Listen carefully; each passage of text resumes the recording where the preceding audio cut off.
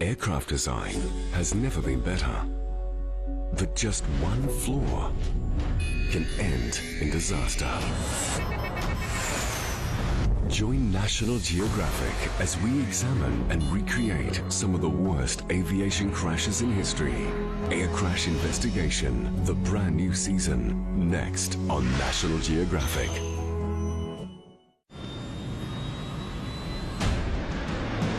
V1, rotate. Shortly after taking off from Bucharest Airport, That's not right. a commercial airliner slams into the ground, The airplane was completely destroyed. killing everyone on board. Firemen are faced with horrible carnage. As Romania mourns, speculation mounts. Flames before it hit the ground. The same flight had a bomb threat 2 weeks prior. Can investigators find evidence that foul play caused this crash? Can't make that out. Can we play that again? That's the captain?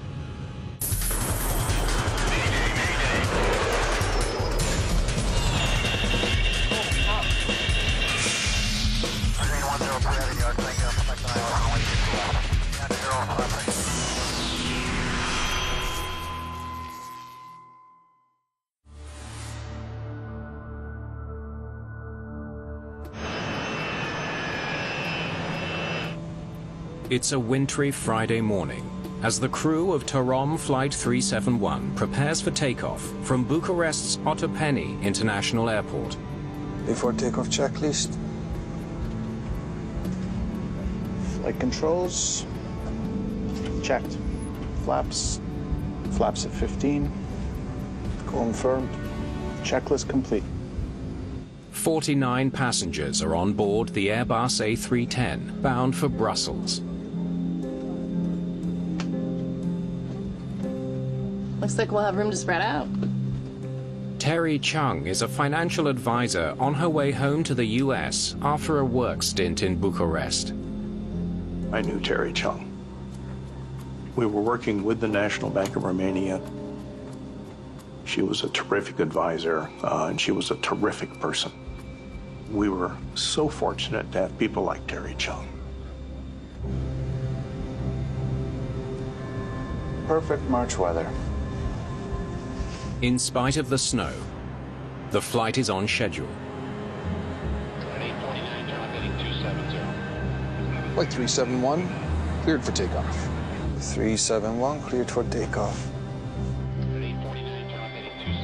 Ready for takeoff? Ready for takeoff. First Officer Ionel Stoy is flying the plane on this leg. He and his captain Liviu Batanoiu are experienced airmen with more than 23,000 flight hours between them. Terry Chung is a veteran traveler too. We get snow just like this in Chicago. She was the kind of person that when she joins you in the airplane, she'll find out where you're from, then she'll talk about herself for a little bit, and you'll be friends the moment you're sitting down. The A310 is the modern new jewel in the fleet for Tarom, Romania's state airline. Thrust cyan. Thrust cyan. Checked. It's at the leading edge of a new generation of fully automated passenger jets. The A310 greatly enhanced automation. It was really a paradigm shift in terms of what the transport category aircraft was going to look like in the future. V1, rotate.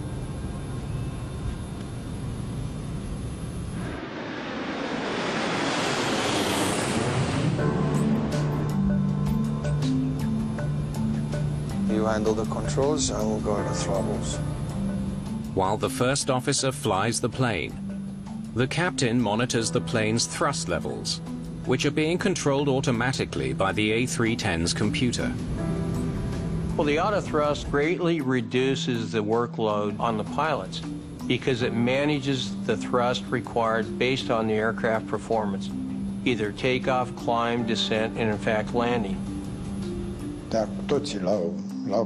Everyone loved the planes and was impressed by the technology. It was very pleasant to fly the A310. It was very advanced for that time at Tarom. Positive rate. Gear up. It's a smooth liftoff. Gear up. From Bucharest, they'll travel 3 hours northwest to Brussels. Give me a direct to Sierra Tango Juliet.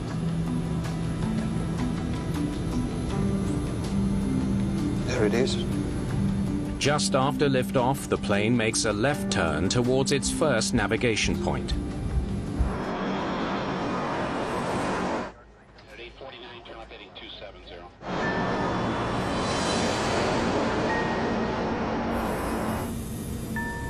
Low clouds have reduced visibility to 0. But the pilots are well experienced in flying with only their instruments. A little more left. All pilots are trained to fly into what we call instrument meteorological conditions, IMC. With the flight displays, that typically does not present any inherent problems whatsoever. In fact, we are trained precisely for that. Totally normal.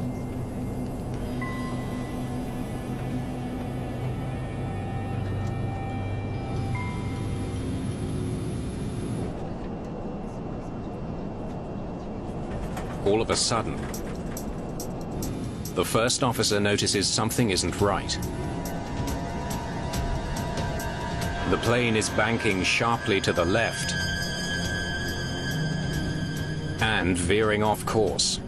371, confirm crossing 10,000 feet. The Airbus should be in a steep climb. But instead, it's diving towards the ground. Terry Chung was an experienced traveler. She would have known that something was terribly wrong. After less than 2 minutes in the air, the flight is in grave danger. That's not right.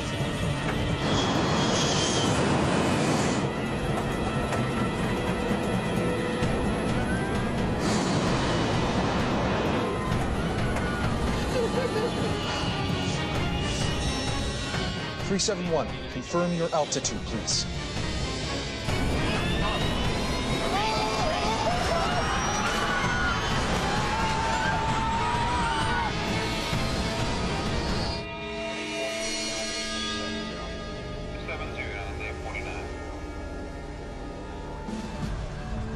The plane has crashed into a field, less than 2 miles from the airport.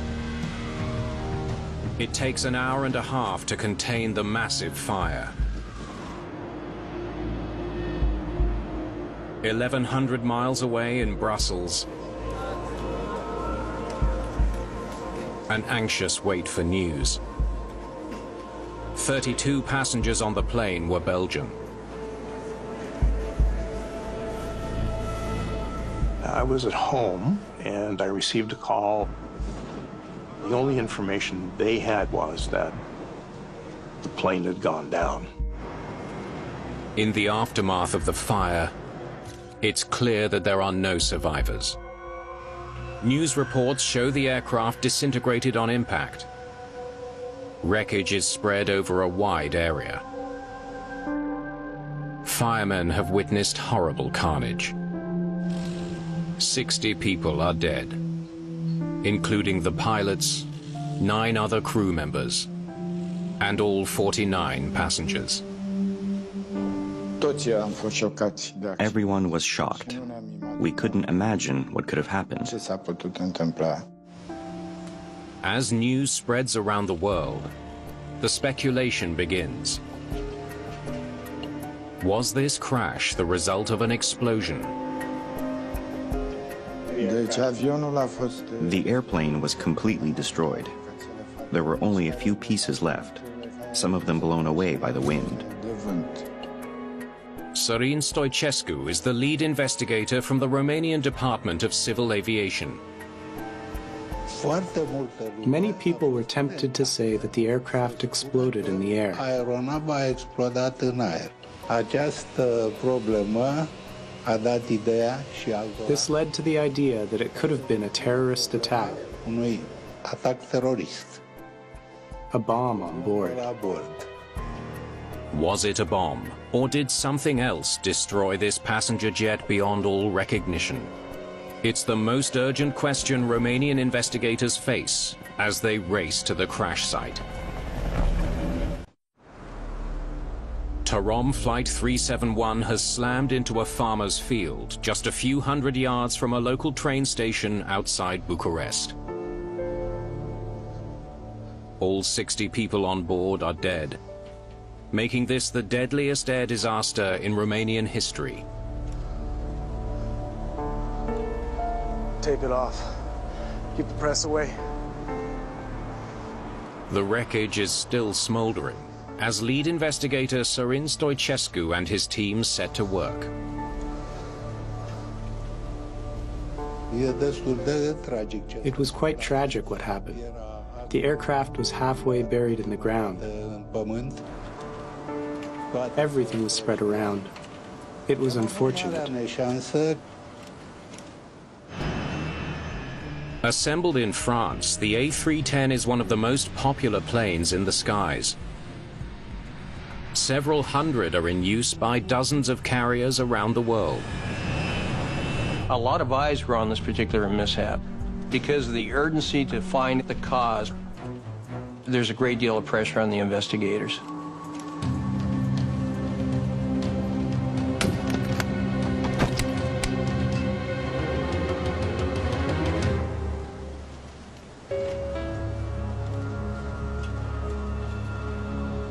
We'll need to get some heavy equipment in here. There is little for lead investigator Stoicescu to see other than burnt aluminium scattered in a charred field.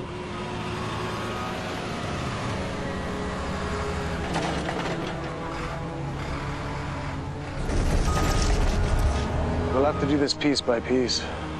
Nice and easy. Put that over there, please. Most of the wreckage is buried in a 20-foot crater.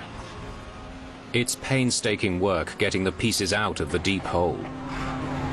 The angle of impact was very steep. The speed was very high, and the plane got practically buried in the ground.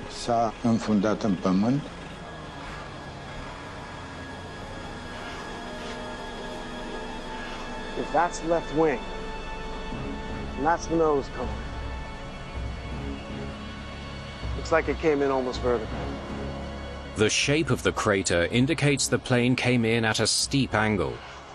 It was pitched nose down at an astonishing 80 degrees. What I saw proved that the impact was very powerful. The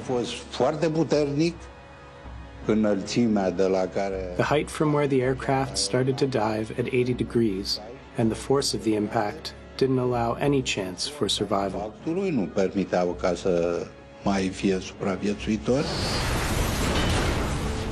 Why did Flight 371 hit the ground at such a steep angle so soon after takeoff?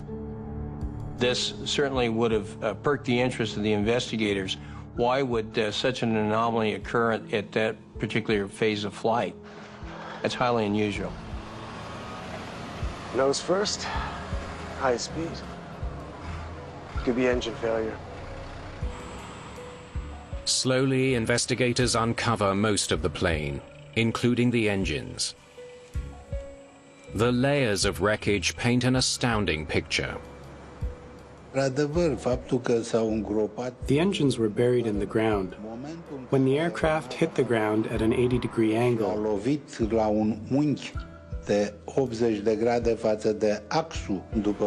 the engines reached a remarkable depth.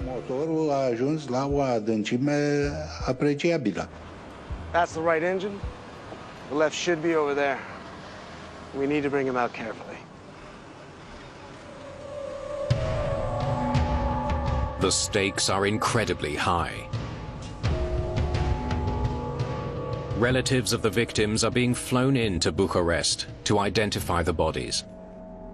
teams of investigators arrived from France and Belgium to assist the Romanian team. With close to 250 A310s flying worldwide, everyone wants to know if a flaw in the plane led to this catastrophic accident. Stoichescu examines the engines retrieved from deep in the crater. They're in bad shape, severely bent and burned. But is there any indication that they faltered or exploded before they hit the ground?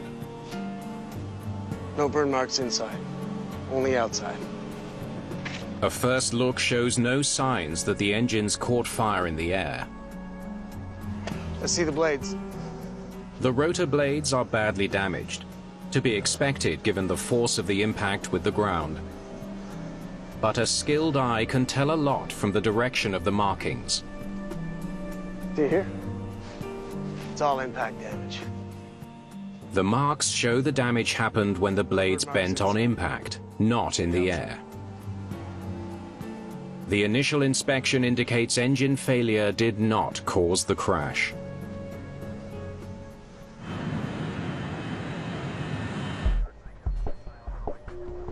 They started their turn here, right on course.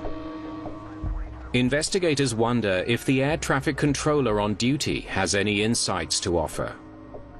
They learned that the takeoff was perfectly normal. 371, cleared for takeoff. Radio communications were also routine. But then...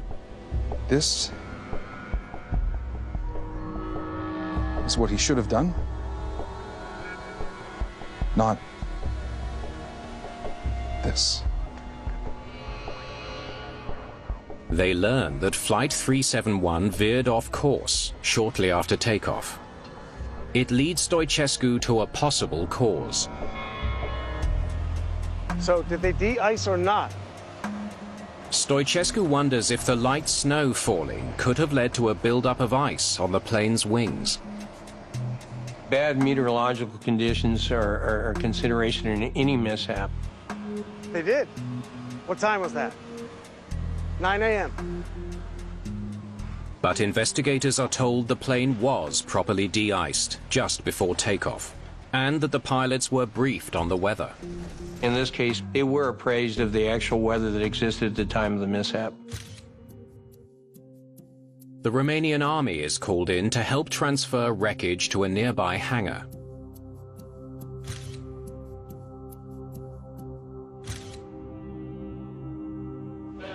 As Romanians mourn, speculation has reached fever pitch.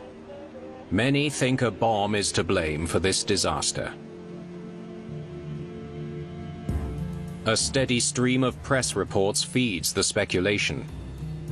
But some Romanian radio stations and newspapers are speculating that this was the work of terrorists. As to who may have been behind a bomb, well, the wild guessing continues, ranging from the mafia to Islamic fundamentalists. The investigation has barely begun when a bomb threat shuts down Bucharest airport. An anonymous caller claims a bomb is on board a Tarom flight to Paris. Are the two events related? The plane is diverted, but no bomb is found. You really have to take time to reconstruct the mishap and determine with all probability what the cause of the mishap was. Still, eyewitness accounts support the bomb theory. So, flames before it hit the ground. More than one witness tell investigators they saw an explosion before the plane hit the ground.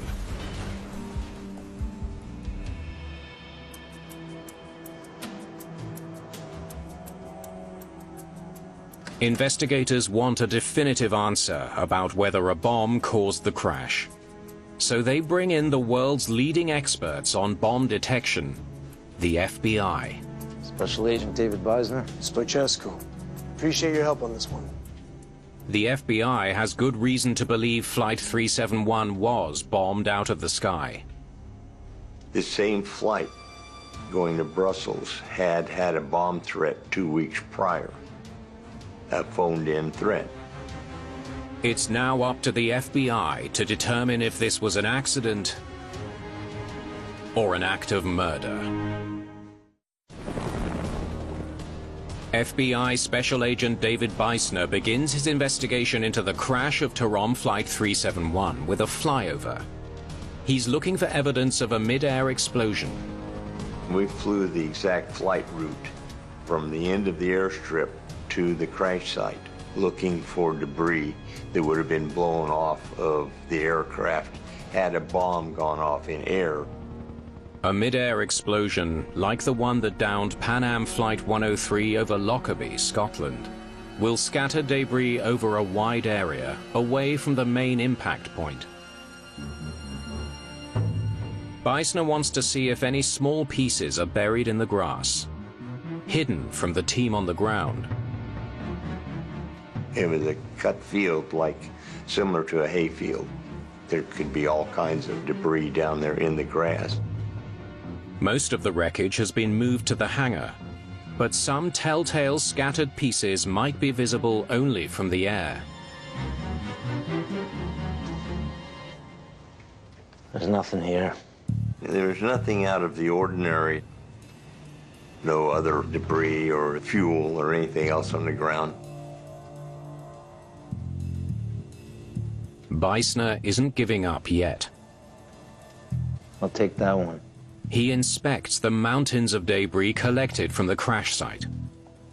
He's looking for pieces that show signs of explosives damage, burn marks, or specific etchings in the metal. When there's explosives involved, there will be angles that the etchings go into the metal, which will tell you the location of the bomb. Key pieces are swabbed for residue.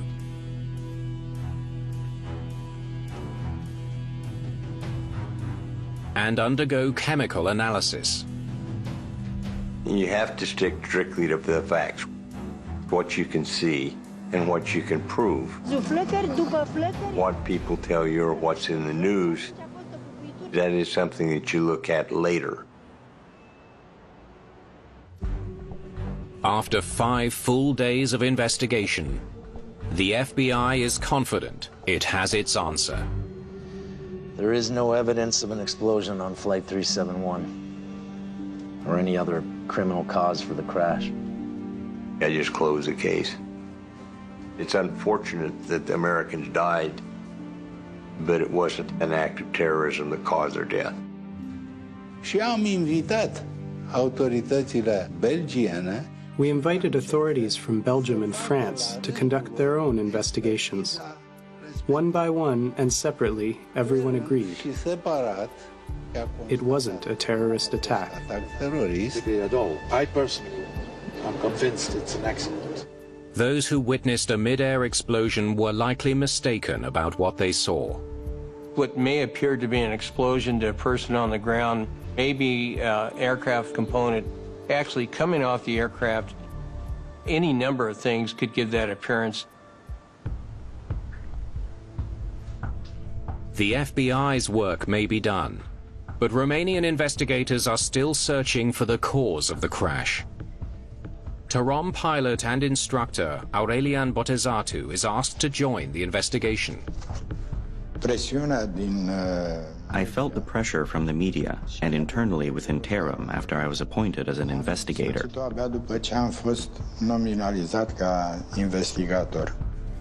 Botezatu needs to figure out if the airplane was mechanically sound. Was the A310 properly maintained? Had it been in for servicing recently? Maintenance activities always play prominent to the accident investigation because they are in fact the last persons that had a hand on the mechanical configuration of the aircraft. The passenger jet's logbook provides a detailed record of its flight and service history. It can tell investigators exactly what servicing and repairs the plane has undergone.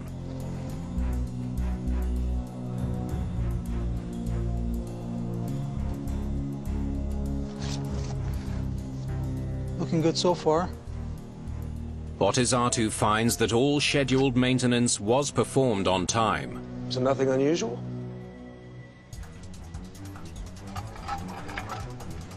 only this. A couple of times in the previous year, the auto throttle hadn't moved properly during flight. The auto throttle commands the throttles to move whenever a change in power is required. On takeoff, the throttles are at maximum. Once the plane reaches the climb phase, less power is needed. The throttles should move slightly back automatically. Tarom pilots had complained that in climb mode, the throttle for the left engine sometimes moved too far back, all the way to idle. This placed the two engines at different power settings. It wasn't a malfunction that repeated regularly. It appeared randomly.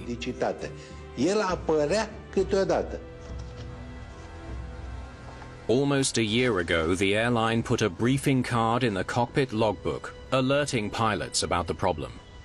After takeoff, during climb, engine number 1 may go back to idle when switching from takeoff to climb power. If there's a deficiency that's been identified by the manufacturer or by the operator itself, it's very important to disseminate that information to flight crews. Tarom pilots were advised to keep a hand on the throttle lever to block it from moving too far back, a technique known as guarding the throttles. They could manually hold it in place so there would not be a discrepancy between the thrust on the left or the right engines. Investigators wonder why mechanics hadn't simply fixed the problem with the faulty throttle. Thank you for coming. Yeah, please. They turn to the maintenance team for answers. We can't figure out why the problem was never fixed. Investigators are told that during repeated attempts to fix the throttle issue, mechanics were never able to recreate the problem on the ground. We know that that malfunction will probably reoccur again, but without the mechanics being able to actually analyze that malfunction on the ground, they don't know what the solution is. It's extremely frustrating. Botizatu discovers the auto throttle issue has been plaguing this plane for a very long time. In the last year alone, there's almost 24 complaints about the auto throttle problem.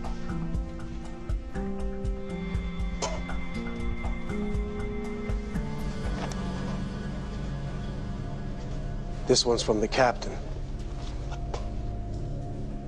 Lead investigator Stoichescu discovers that Captain Batanoiu himself had reported this very problem months ago.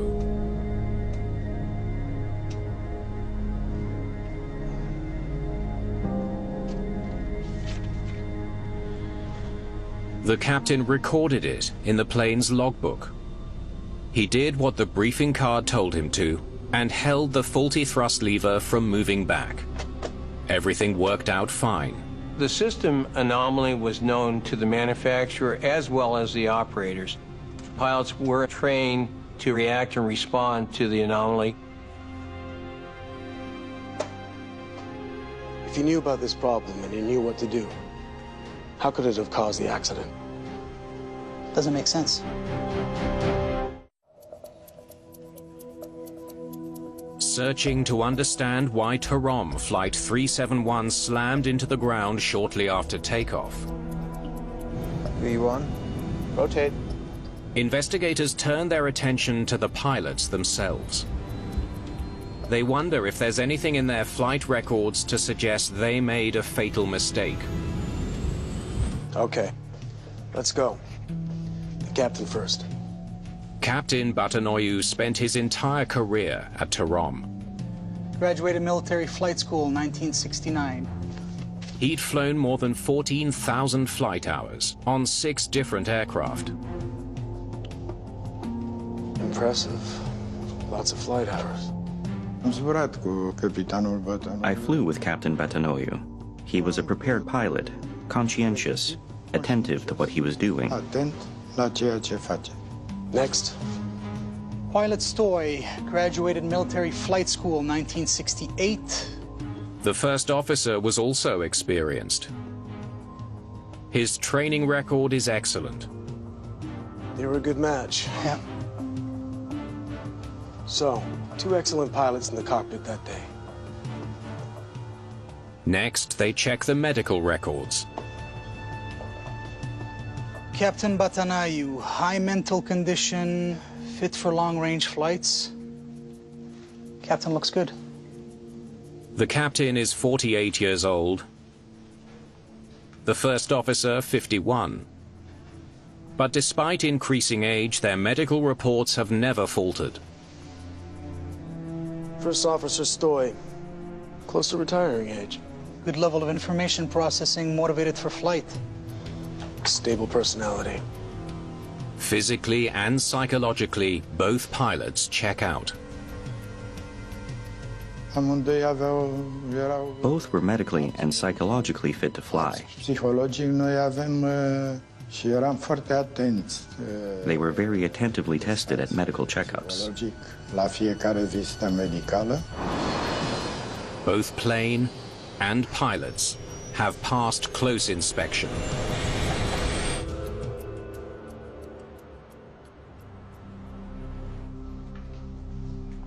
After a long wait for the black box recordings, okay, let's do it. Investigators are eager to see what they have to offer. The flight data recorder, or FDR, can tell them how the plane functioned throughout its brief flight. Flight data recorders will procure a great deal of data, dozens and dozens of flight parameters, aircraft system component positions, switches. The first minute of data shows nothing unusual. 371, cleared for takeoff. Confirming that the takeoff was normal, as the air traffic controller had indicated. But as the plane climbs and begins its planned left turn, the data soon goes askew. What's that? Look at the bank angle. Instead of straightening out of the turn, the plane banks more and more sharply, reaching an astonishing 170 degrees. And the attitude. As the bank increases, the nose dips down, and the plane rapidly loses altitude. Peak altitude is 4,627 feet. From that peak, it takes just 19 seconds for the plane to hit the ground. I've never seen that before. I never saw anything like that. But I had to face the cruel reality of the facts. It's rolling at 335 knots when it crashes. That speed with full fuel tanks. It's no wonder the explosion was colossal. What could have caused such a dramatic loss of control? The mystery of Flight 371 is far from solved. To better understand why Flight 371 lost control before hitting the ground, investigators dig deeper into the flight data. Engine parameters, please. Stoichescu hones in on what the engines were doing. Left engine's on top here, this one's the right. The inspection of the engines didn't turn up any problems. But the FDR can tell them more than a physical inspection can. It gives a second-by-second breakdown of each engine's performance during flight. Stop here, please. This is where it starts. Continue. Both engines are near maximum power for takeoff, just where they should be. Then the left engine starts to lose power. It happens at 2,000 feet, and it creates an imbalance or asymmetry. The plane was already turning left on its flight path, but as the left engine loses power, it banks more sharply than it should and veers off course. You got the thrust settings for the flight? Yeah, I got them. The trouble starts just as they move into the climb phase. Which is where the throttle problem always occurs. At 1,500 feet, the plane no longer needs the maximum power required for takeoff. The computer commands the auto throttle to move the thrust levers back, reducing power to both engines. The moment the plane goes over 1,500 feet, you have to reduce engine power from takeoff power to climb power. puterea de decolare la puterea de urcare. This means reduction of the throttles. Înseamnă reducerea manetelor.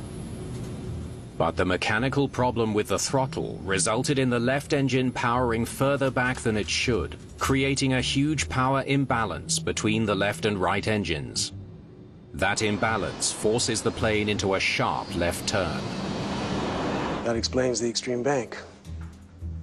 Except the captain knew how to handle the problem. Investigators wonder why the captain would not have guarded the throttle lever.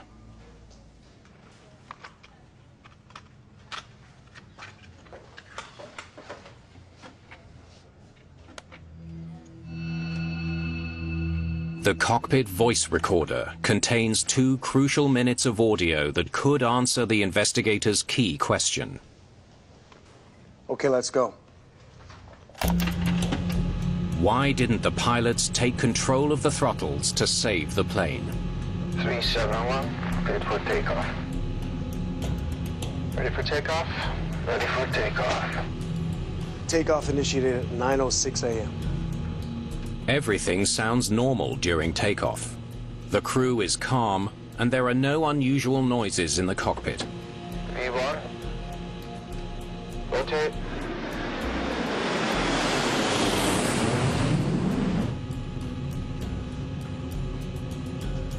You handle the controls, I will guard the throttles. Stop the tape. That's the captain. Confirms he'll keep the throttles from moving too far back. You handle the controls, I will guard the throttles. The captain tells the first officer that he's ready to hold back the faulty throttle. So he knew what to do. It's a crucial piece of evidence. The captain was doing exactly what he was supposed to do. Each pilot says verbally what he executes. So he says it out loud, and you can hear him on the recording. El spune și se aude pe înregistratorul de cabină. Okay, they're in takeoff mode. Accelerating, gaining altitude fast, wings level, all good. Continue. Flaps up.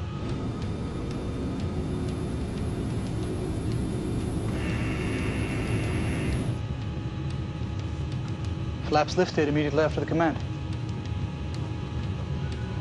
Slats in.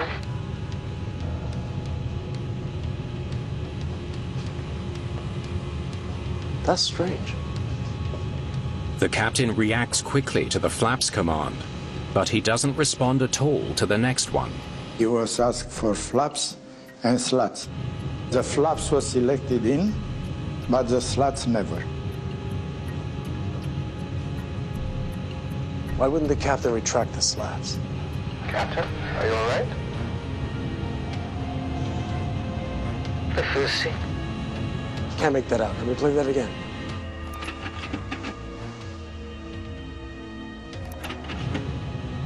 Investigators hear 3 words that could explain the entire accident. The first seat. The captain tells his first officer that he's feeling sick. And then a faint sound, like a groan, is picked up on the CVR.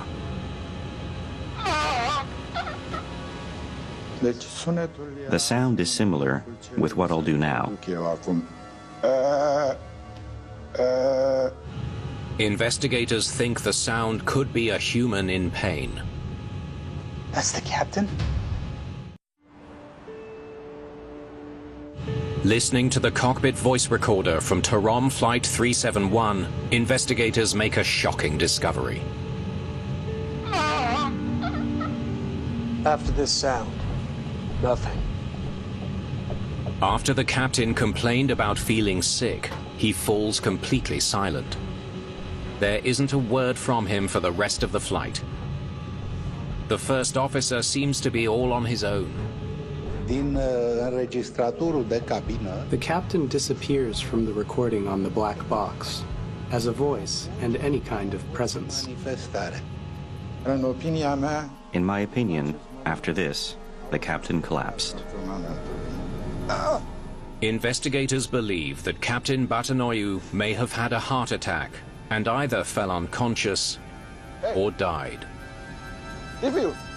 During that time, the left throttle moved back. Looks like nobody's guarding the throttle. Creating a greater and greater imbalance between the two engines. One of the pilots was incapacitated, so it was left to the first officer. His attention was greatly detracted, if you will, from the task at hand, flying the aircraft, as he attempted to tend to the captain. By now, the first officer is rapidly losing control. The plane is banking hard to the left, and instead of climbing, it's descending. The nose is dropping like so. The plane is rolling left past 50 degrees. By now, the plane is almost completely upside down, rolling and pitching and close to the ground. Investigators conclude that the first officer didn't know how serious the situation was until he came out of the clouds.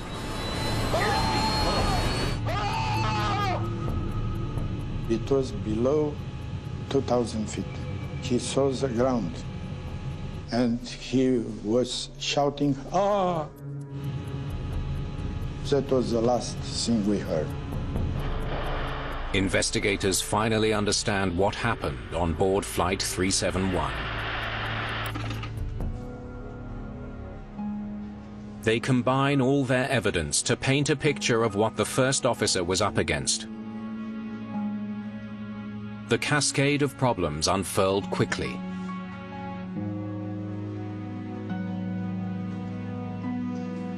One minute. That's all it took.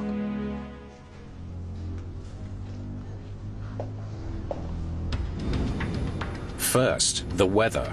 Visibility was so poor, he couldn't orientate himself through the cockpit windows. He couldn't see anything in the clouds. If it was clear out, their fate would have been different. There's an old saying we have in aviation that one peek out the window is worth 1,000 cross-checks on the instruments. If you can look outside and immediately discern the horizon, things are much, much easier. In the clouds, absent a visual horizon, things become much more difficult. With no visible horizon, he can't be sure if the extreme pitch and bank angles on his instruments are correct. I don't think he was aware of where the aircraft was going and specifically what attitude it was. The incapacitation of his captain would have distracted him as he struggled with the weather and the plane itself. The first officer was overloaded. You had simultaneously the failing human and the failure of mechanical capability with the autothrust system. The combination of the two, the first officer probably couldn't see his way out of it.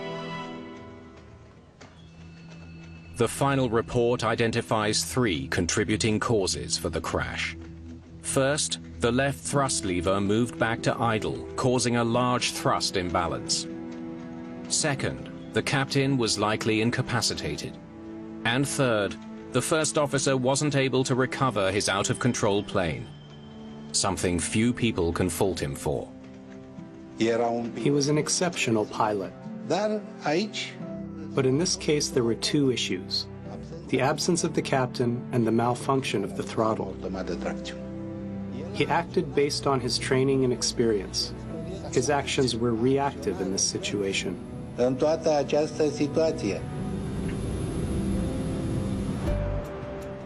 9 months after the crash, Airbus issued 2 service bulletins telling operators how to fix the autothrottle problem on the A310. These fixes became mandatory just over a year later, and there were no further reports of thrust asymmetry on the A310. Am reușit, zic eu, să fac o sinteză. I managed to prove what truly happened with this aircraft. Adevărat, cu această aeronavă, permanent am fost dominat de responsabilitatea de a face. I was constantly pressed by the responsibility to ensure that such an accident never happens anywhere. Producă nicăieri, niciodată.